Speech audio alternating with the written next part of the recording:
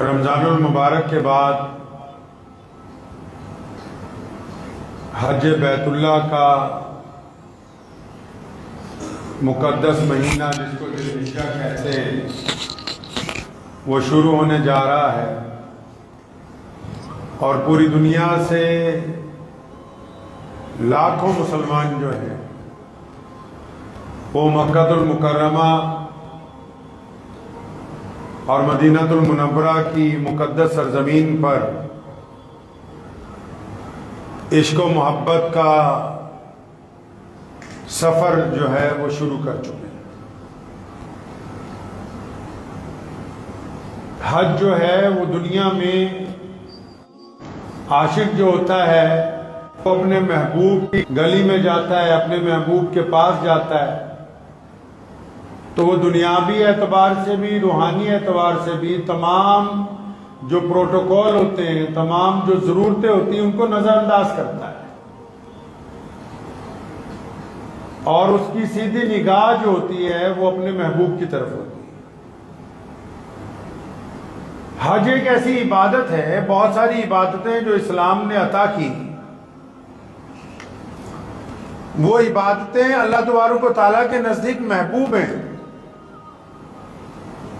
لیکن وہ اپنا اثر جو ہے آہستہ آہستہ رفتہ رفتہ دکھاتی ہے۔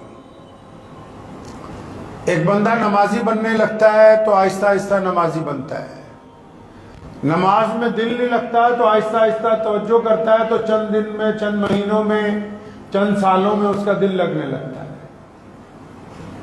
کوئی تسبیح کرتے ہیں، اللہ تبارک و تعالیٰ کے قرآن پاک کی کسی آیت کا جب ورد شروع کیا جاتا ہے تو ایک وقت ہوتا ہے، ایک مدت ہوتی ہے، ایک مقدار ہوتی ہے، جب اس کو اس انداز سے پڑھتے جاتے ہیں تو پھر انسان میں تبدیلی آتی ہے، حالات تبدیل ہوتے ہیں، اس کا اثر جو ہے وہ اس کا ظہور ہوتا ہے۔ ہر ایک چیز جو ہے وہ ایک وقت چاہتی ہے کہ وہ وقت گزرے گا تو اس کے بعد اس کے اندر وہ رنگ پیدا ہوگا جو آپ چاہتے ہیں۔ ساری عبادتیں اسی طرح ہیں، لیکن ان سب کے درمیان جو حج بیت اللہ ہے، اللہ تبارک و تعالیٰ کے گھر کی جو زیارت ہے، جب بندہ اپنے گھر سے چلتا ہے تو اس میں اسی وقت تبدیلی آ جاتی ہے، چلتے وقت ہی۔ حج جو ہے وہ انسان کے جذبات کی ترجمانی کرتا ہے، حج انسان کی روح کی ترجمانی کرتا ہے، انسان کے دل کی ترجمانی کرتا ہے۔ حج کے آداب میں صرف یہی نہیں ہے کہ بندہ ایک پاسپورٹ بنواتا ہے، ویزا لیتا ہے، ٹکٹ خریدتا ہے، سامان خریدتا ہے، نہیں، حج کے آداب میں یہی ہے کہ اس کا دل جو ہے حج بیت اللہ کے ارادے کے بعد اپنے رب کے گھر کی زیارت کے لیے بے چین ہو جاتا ہے۔ اس کا دل اپنے آپ کو کھنگالتا ہے اندر کہ کون لوگ ہیں جن کے ساتھ معافی مانگنی چاہیے، کون لوگ ہیں جن کے ساتھ سلام دعا کر کے جانا چاہیے، کون لوگ ہیں جن کا حق مارا ہے ان کا حق ادا کرتے ہیں۔ یہ ایسی انقلابی عبادت ہے کہ جب بندہ اس کا ارادہ کر لیتا ہے اور جب بندہ اپنے رب کے گھر کی طرف جانے کا ارادہ کرتا ہے تو یہ عبادت اسی وقت اپنا رنگ دکھانا شروع کر دیتی ہے۔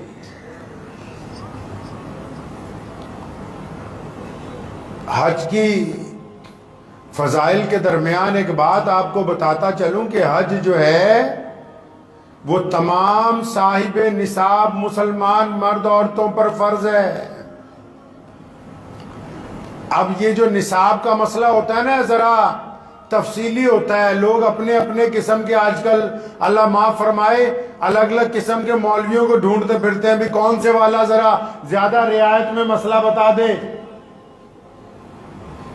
کئی سود کو حلال کرنے کے لیے الگ الگ مولویوں سے مسئلے پوچھتے ہیں، کوئی زکوٰۃ کو اپنے اوپر سے ٹالنے کے لیے الگ الگ مسئلے پوچھتے ہیں. تو دیسی زبان میں پہلے آپ سمجھ لیجئے حج فرض ہے کس پر.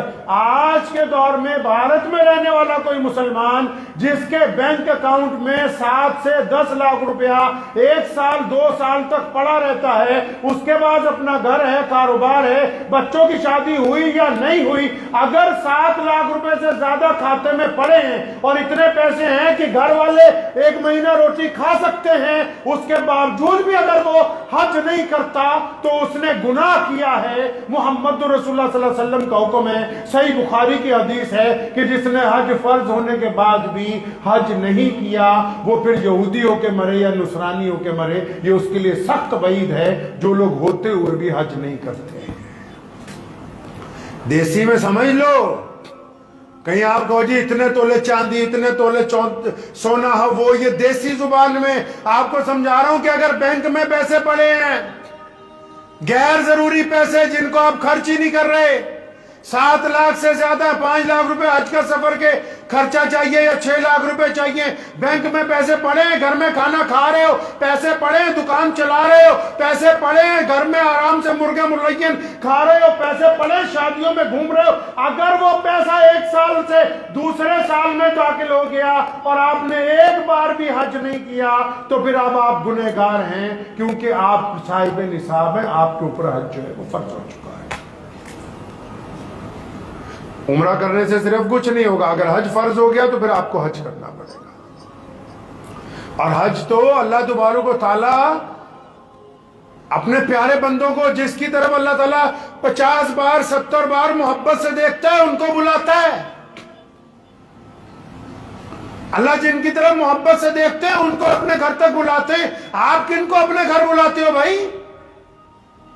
ہزاروں لوگوں کو ملنے کے لیے جاتے ہیں, بڑے بڑے لوگوں کو لوگ ملنے کے لیے جاتے ہیں, دفتر میں ملاقاتیں ہو جاتی ہیں, لیکن کچھ ایسے لوگ ہوتے ہیں جن کو اسپیشل دعوت دی جاتی ہے کہ گھر پہ آنا, شام کو آنا, اکٹھے کھانا کھائیں گے. کیوں؟ کیونکہ آپ کو ان سے محبت ہے. اللہ تعالیٰ نے اپنے بندوں سے حج کے ذریعے محبت کا اظہار کیا ہے. اللہ کے دوست سیدنا ابراہیم علیہ السلام جن کی یاد میں قربانی کی جاتی ہے, جن کی یاد میں وہاں حاجی قربانی کرتے, جن کی یاد میں شیطان کو کنکریاں مارتے. کوئی ضرورت تھوڑی ہے کہ آج پتھر کی کنکریاں ماری جائیں, کیونکہ ابراہیم علیہ السلام نے ماری تھی. اللہ کو اپنے دوست کی یاد کو قائم رکھنا ہے. ابراہیم علیہ السلام نے اپنے بیٹے کو قربانی کرنے کے لیے لٹا دیا تھا, کیونکہ اپنے دوست کی یادگار کو قیامت تک کے لیے ان دوستوں میں قائم کرنا ہے جو ابراہیم علیہ السلام کے انداز پر اپنے رب سے پیار کرنا چاہتے ہیں. اس لیے اللہ تعالیٰ نے یہ روایتیں قائم کی. اور جن لوگوں کے پاس پیسے نہیں ہیں حج کے لیے, اللہ تعالیٰ نے ان کے لیے بہت سارے مواقع رکھے ہیں کہ وہ جب اپنے رب سے مانگیں گے تو اسباب اللہ تبارک و تعالیٰ عطا کریں گے. اللہ تبارک و تعالیٰ نے مایوس ہونے کے لیے انسانوں کو نہیں کہا. حج کا سفر رکھا بھی اسی لیے. آپ اگر حج کے سفر کی طرف دیکھیں گے, جب حاجی بیت اللہ کی طرف جاتا ہے, اندازہ تو لگاؤ, اگر دنیا کے اعتبار سے بھی آ جاؤ, کائنات میں کوئی ایسی عبادت گاہ نہیں, سڑکیں تو بہت سی جام ہو جاتی ہیں. یہ پہلی عبادت گاہ ہے کہ پوری دنیا کا ایئر ٹریفک, جس کو آپ ہوائی جہاز کہتے ہیں, پوری دنیا کے ایئر ٹریفک کے جہاز جو ہیں بیت اللہ کے حج کے موقع کے اوپر جام ہو جاتے ہیں. کیوں؟ پتہ لگتا ہے کہ دیوانوں کی طرح کروڑوں مسلمان اپنے رب کے گھر کی طرف روانہ ہیں.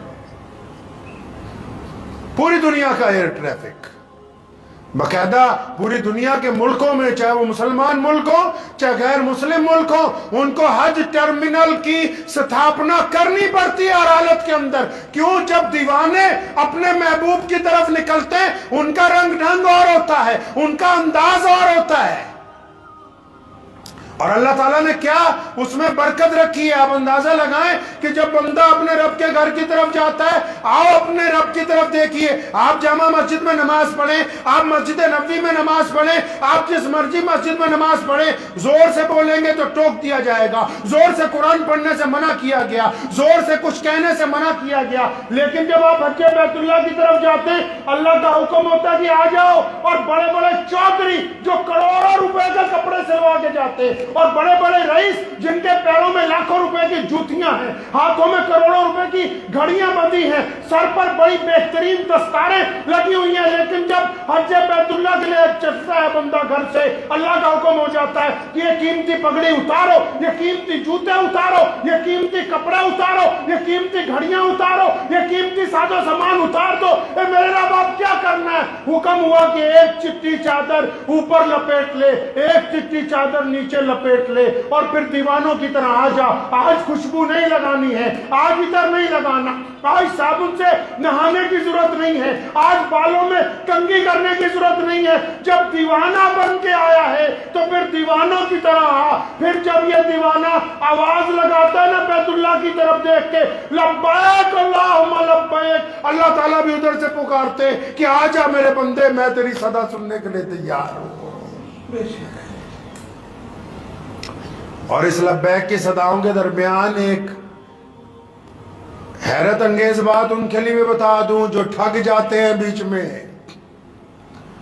نیکے کاروں کے بیچ میں کئی ٹھگ بھی ہوتے ہیں نا، کئی ٹھگ چلے جاتے ہیں بیچ میں چھپ چھپا کے، وہ سوچتے ہیں کہ ہم بیت اللہ کے چکر لگائیں گے تو اللہ تعالیٰ ہمیں معاف کر دے گا۔ بیت اللہ کے چکر لگانے سے دنیا داروں کو جو چکر دے کے گیا وہ معاف نہیں ہوتے۔ حج کا جانے والا لوگوں سے معافی مانگتا ہے، لیکن معافی یہ نہیں، معافی یہ ہے کہ آپ جن کے حق مار رکھیں ان کے حق کو ادا کر کے جاؤ، جن سے ظلم کر رکھا ہے ان کے ساتھ انصاف کا معاملہ کر کے جاؤ، جن سے زیادتی کر رکھی ہے ان سے معافی مانگ کے جاؤ، تب وہاں جا کے اللہ تبارک و تعالیٰ کو تمہاری ادا پسند ہوگی، کیونکہ اللہ تعالیٰ صرف حاجی کے کپڑوں کو نہیں دیکھتے، صرف حاجی کی اداؤں کو نہیں دیکھتے، اللہ تعالیٰ حاجی کے دل کو بھی جانتے ہیں کہ آیا کس نیت کے ساتھ ہے، آیا کس نیت سے، چاہتا کیا ہے، یہ دنیا کی عزت تلاش کرنے آیا ہے، یہ شہرت تلاش کرنے آیا ہے، یہ اپنے رب کی رضا کے لیے آیا ہے۔ بندہ چاہتا کیا اپنے رب کے ساتھ، اس لیے حاجی کے لیے تو یہ بہت ضروری ہے۔ اللہ تعالیٰ نے قرآن پاک میں بھی اس کا ذکر کیا، حاجی کے لیے ضروری ہے کہ ذہن میں شہوت نہ ہو، حاجی کے لیے نہایت ضروری ہے کہ وہ چگلی نہ کرتا ہو، حاجی کے لیے نہایت ضروری ہے اس کی آنکھوں میں شرم و حیا ہو، حاجی کے لیے نہایت ضروری ہے دوسروں کی مدد کرنے والا ہو، اور حاجی پر ضروری ہے کہ وہ ہاتھ پھیلانے والا نہ ہو۔ اللہ نے لازم کیا ہے، احرام باندھنے کے بعد جو جائز کام ہوتے ہیں وہ بھی اللہ تبارک و تعالیٰ نے منع کر دیے، کیونکہ بندہ اپنے رب کے عشق کے اندر جا رہا ہے۔ کوئی بیت اللہ کے سفر کے اوپر ہو، وہ نعوذ باللہ کسی اور کے آگے ہاتھ پھیلا دے، ایسا ممکن نہیں ہو سکتا۔ سیدنا عمر بن خطاب رضی اللہ تعالیٰ عنہ کے پوتے، وہ جب بیت اللہ کے طواف کے لیے گئے تو وہاں مکے کے گورنر کو پتہ لگا کہ عمر رضی اللہ تعالیٰ عنہ کا پوتا آیا ہے، وہ ملنے کے لیے بیت اللہ میں پہنچ گیا اور اس نے کہا حضرت آپ مدینہ منورہ سے تشریف لائیں، میرے لیے کوئی خدمت کی بات ہو۔ اس کی طرف دیکھا، مسکراتے رہے، کچھ جواب نہیں دیا۔ اس نے ایک بار کہا، دو بار کہا، تین بار کہا، اور فرمایا اے اللہ کے بندے، ساری دنیا اللہ سے مانگتی ہے، میں بھی تو یہاں اپنے رب سے ہی مانگنے آیا ہوں، تو دے کیا سکتا ہے؟ بڑا شرمندہ ہوا، بیت اللہ سے باہر آ گیا۔ جب حضرت طواف کر کے عمرہ کر کے باہر تشریف لائے، پھر آ گیا سلام کرنے کے لیے، گورنر تھا نا مکے کا، کہنے لگا حضرت اندر تو آپ بیت اللہ کے سامنے تھے اور میں اب باہر آ گیا ہوں۔ فرمایا تو دے کیا سکتا ہے، تو دنیاوی گورنر ہے، ارے بھلے مانس جو پوری دنیا کا مالک ہے میرا رب ہے، ملتزم سے لپٹ کے میں نے تو دنیا اپنے رب سے بھی نہیں مانگی، تو مجھے کیا دینے والا ہے؟ بندے کا ایمان مضبوط ہونا چاہیے۔ کئی بڑے بڑے لوگ حج پہ جاتے ہیں، ان کی بڑی خواہش ہوتی ہے کہ شاید گورنر مل جائے، شاید کسی امام سے ملاقات ہو جائے، شاید کسی مؤذن کے گھر میں، ٹھیک ہے وہ مقدس ہستیاں ہیں، اگر ملاقات کرنے والے کی نیت میں یہ ہے کہ شاید مکے میں بھی آ کے ان حکمرانوں سے کچھ چندے کے پیسے مل جائیں گے، تو پھر وہ مکے میں چندے کی نیت سے گیا، چندہ تو اس کو مل سکتا ہے، اللہ اور اس کے رسول کی طرف سے عطا کرتا ہوا عزتیں اس کو نہیں مل سکتی ہے۔ عزتیں دینے والی اللہ تبارک و تعالیٰ کی ذات ہے، جاؤ جلال کی ذات میرے رب کی ہے۔ اسی لیے تو جب حاجی جاتا ہے نا، حاجی کی مکمل توجہ، اور حج کرنے والے دل تھام کے سنیں۔ بہت سارے حاجی جو ہیں یہ پوچھتے پھرتے ہیں کہ ہمارا حج ہوا کہ نہیں ہوا، ہمارا حج کیسے قبول ہو جائے گا۔ بات سنو، اگر احرام باندھنے کے بعد بھی غصہ آ رہا ہے تو ابھی حج اپنی تکمیل کی طرف نہیں جا رہا۔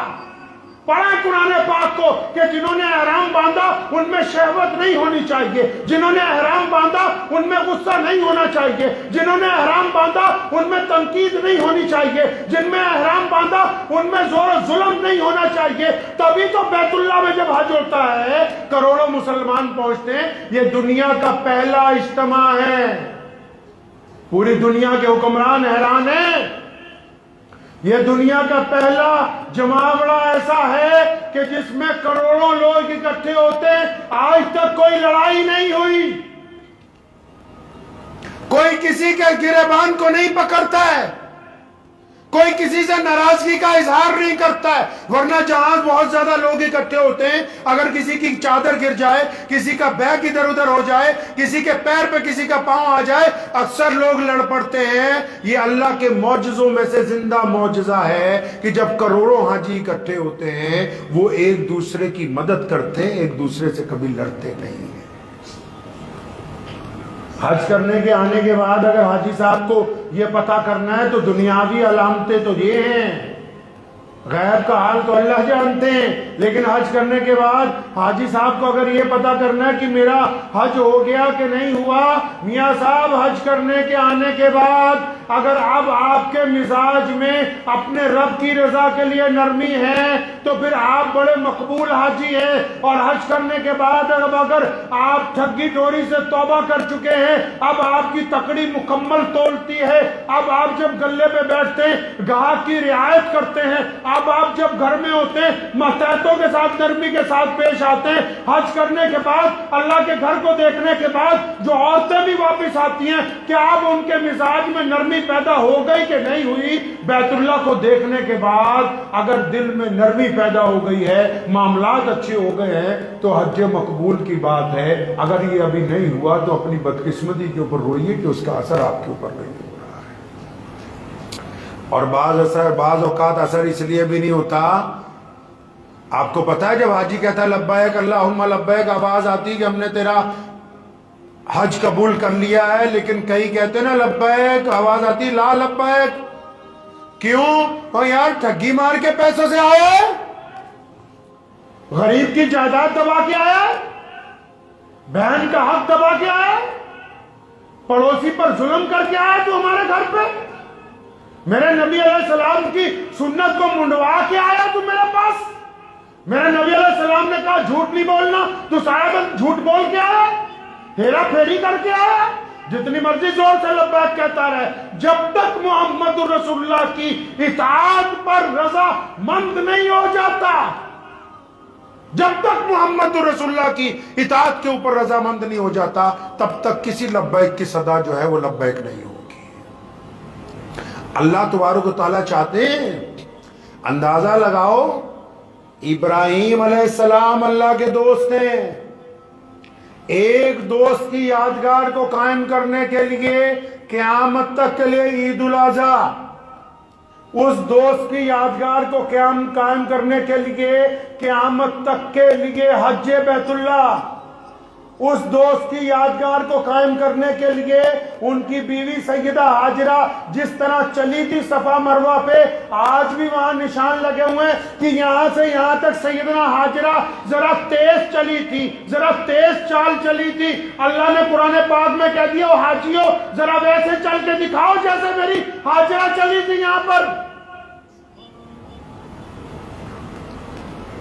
ان کی یادگار قائم کرنے کے لیے تا قیامت تک کے لیے ذی الحجہ کے مہینے میں اتنی چیزیں رکھ دیں۔ اندازہ لگاؤ جس سے اللہ کو دوستی ہے، اللہ نے جن کو اپنا دوست کہا ان کے لیے کیا کچھ قائم کر دیا، اور پھر جن کو اللہ نے اپنا محبوب کہا ہو،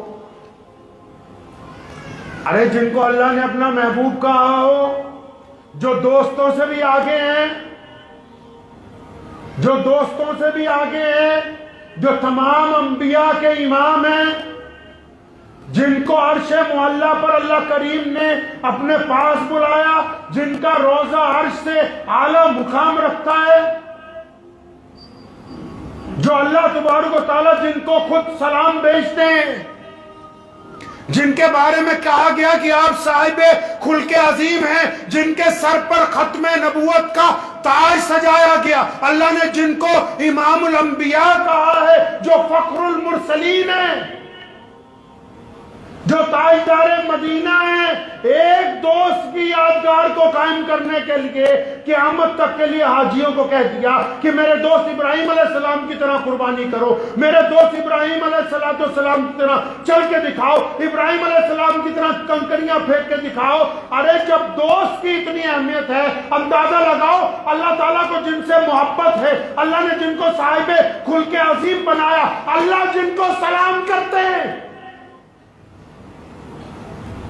جن کو خود خدا سلام کہتا ہے، اور پھر اپنے بندوں کو کہتا ہے کہ میں اپنے محبوب کو سلام کرتا ہوں، تم بھی میرے محبوب پر سلام بھیجا کرو۔ مسلمانوں لکھ لو کہ دوست سے بھی لاکھوں درجے بڑھ کے جس ذات کی اللہ کے نزدیک اہمیت ہے، اسی ذات کی چال جب تک حج بیت اللہ میں نہیں ہوگی، اس ذات کی جب تک انداز نہیں ہوگا، اس ذات کی طرح جب تک دیکھو گے نہیں، اس ذات کی طرح جب تک چلو گے نہیں، اس ذات کی طرح جب تک معاملات نہیں کرو گے، تو کوئی بھی عمل زندگی کا، حج بیت اللہ تو بہت بڑی بات ہے، کوئی چھوٹا سا عمل بھی قبول ہونے والا ہے نہیں، کیونکہ حاجیوں کو تو اللہ صرف اس دن چاہتے ہیں، حج بیت اللہ کے دن، کہ وہ قبول کریں گے حضرت ابراہیم علیہ السلام کی طرح، لیکن ان مسلمانوں کو تو چاہتے ہیں کہ یہ صبح کو سنت کے مطابق اٹھے، یہ صبح کو میرے نبی کی طرح 2 سنتیں پڑھیں فجر کی، یہ میرے نبی کے انداز میں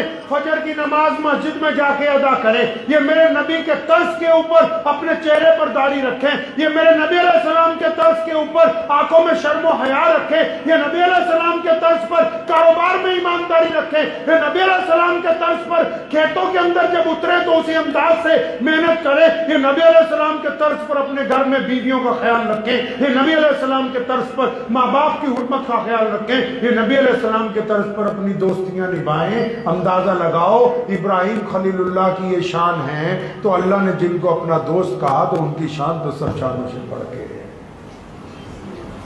تو جو حج بیت اللہ تک نہیں جا سکے، ابھی تک تڑپ رہے ہیں، تو ان کے لیے راستہ یہی ہے کہ وہ محمد رسول اللہ کی اطاعت کو، نبی علیہ السلام کی اطاعت کو لازمی پکڑیں۔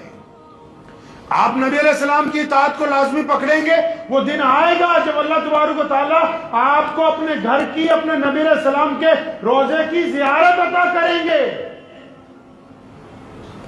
مایوس ہونے کی ضرورت نہیں ہے، اندازہ لگائیں کہ حج بیت اللہ عشق و محبت کا سفر ہے، اور عشق و محبت کا سفر تب ہوتا ہے شروع جب عاشق اپنی معراج پر پہنچتا ہے۔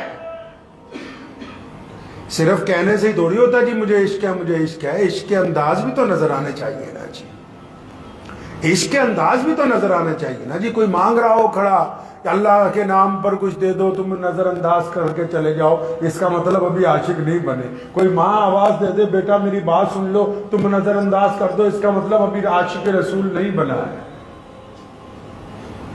مؤذن کہہ رہا حی علی الصلاۃ حی علی الفلاح، تم مسجد کے آگے سے نکل جاؤ، اس کا مطلب ابھی عاشق نہیں بنا ہے۔ عاشق تبھی بنتا ہے جب وہ اس کی معراج تک پہنچتا ہے، اس کے اندر وہ کوالٹی پیدا ہو جاتی ہے۔ اور پوری دنیا میں اسلام کیوں سب سے آگے جا رہا ہے پتہ ہے؟ کیونکہ مسلمان پیارے نبی صلی اللہ علیہ وسلم سے عشق کی اپنی جان سے زیادہ پیارے نبی علیہ السلام سے محبت کرتے ہیں۔ اپنے عشق کو تھوڑا چیک کر لیں انشاءاللہ تعالی، ٹھیک ہے؟ اور اس انتظار میں نہیں رہنا 80 سال کے بڈھے ہوں گے تو حج کریں گے، نہیں، اللہ سے مانگے، اللہ سے مانگیے انشاءاللہ۔ حج اس بات کا اعلان ہے کہ ہم غربت سے باہر نکل رہے ہیں، حج اس بات کا اعلان ہے کہ ہم اتفاق اور اتحاد رکھتے ہیں۔ پتہ ہے آپ کو पूरी दुनिया के नस्ल रंग और भेद को खत्म करके जब हज बैतुल्लाह में करोड़ों मुसलमान इकट्ठे होते तो पूरी कायनात के इंसानों को, सिर्फ मुसलमानों को नहीं, पूरी कायनात के इंसानों को ये पैगाम देते कि आओ देखो, अलग रंग के, अलग नस्ल के, अलग अलग धर्मों के, अलग अलग जात के, अलग अलग बोलियों के, अलग अलग चमड़ियों के लोग एक ही सब में खड़े हैं अपने रब के आगे। इनके अंदर कोई ऊंच नीच बाकी नहीं है। ये पूरी दुनिया के लिए आपसी प्यार और मोहब्बत का इनकलाबी पैगाम है, पूरी दुनिया के लिए ये पैगाम। तो इस बात के लिए ख्वाहिश रखें दिल में कि अल्लाह ताला हमें भी एक दिन उन लोगों में शामिल फरमाए जो उसके घर का तवाफ करेंगे इंशाअल्लाह ताला। एक दिन हम लोग भी उन लोगों में शामिल हों जो हज बैतुल्लाह के मौके पे प्यारे पैगंबर हज़रत मोहम्मद रसूलुल्लाह सल्लल्लाहु अलैहि वसल्लम के रोज़ा अक़दस के ऊपर जाकर हाजिरी देंगे इंशाअल्लाह ताला। हज बैतुल्लाह की ख्वाहिश को दिल के अंदर रखें और ये नोट कर लो बात, ये बड़ी कीमियाई बात है। जो हज का इरादा कर लेते हैं अल्लाह उनके घर में सबसे पहले गुर्बत को दूर करता है। पता है आपको ये बात? जो हज का इरादा कर लेते हैं लोग कि हमने जाना ही है अपने घर, अब जाहिर सी बात है कि हज बैतुल्लाह पर ये तो नहीं है क्योंकि मांग के जाएगा, भीख मांग के जा रहे, अल्लाह का घर है वो। दुनिया के मामलों में भी बैतुल्लाह और मस्जिद नबवी वो इबादत गाहें हैं दुनिया की, कायन जिसको इबादत गाह कहते हैं। ये वो इबादत गाहें हैं जहां चढ़ावा नहीं चढ़ता, जहां पर पैसे नहीं डाले जाते, जहां चादरें नहीं चढ़ाई जाती और जहां लोग कुछ दे नहीं सकते। क्यों? अरे ये मेरे रब का दर है, ये मेरे रसूल का दर है। यहां लोग मांगने आते हैं, उनसे दिया नहीं जाता, यहां जोलियां भर के भेजी जाती हैं, किसी के हाथ से कुछ मांगा नहीं जाता है। ये कमाल की बात है बैतुल्लाह की और मस्जिद नबवी की। कहीं कोई गल्ला नहीं, कहीं कोई चढ़ावा नहीं, करोड़ों लोग हैं, खाना खुला है, सोना खुला है, दवाइयां खुली हैं, अस्पताल फ्री हैं, करोड़ों लोग आ रहे हैं। ये शान है अल्लाह के घर की। वरना आज तो यहाँ अगर कोई वैसे भी कोई हमारे यहाँ जो आजकल पीर बन जाते हैं मुश्किल से 10 एक चादर लगा के वो सबसे पहले एक मोटा सा गल्ला आगे रखता है कि भाई जो भी आएगा तावीज लेने के लिए पहले इसमें कुछ डाले। फिर अरे ये मेरे रब के घर की शान देखो, रब के घर की शान देखो।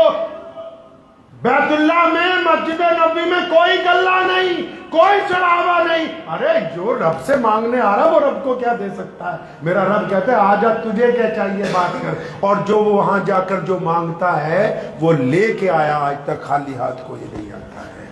तो दुआ कीजिए अल्लाह तबारक व तआला मुझे भी और आप सबको भी इस पे अमल की तौफीक अता फरमाए।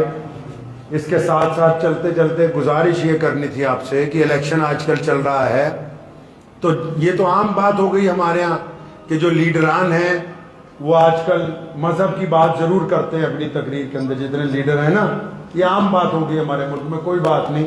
लेकिन पिछले हफ्ते एक लीडर साहिबा हैं, उन्होंने सारे रिकॉर्ड ही तोड़ दी।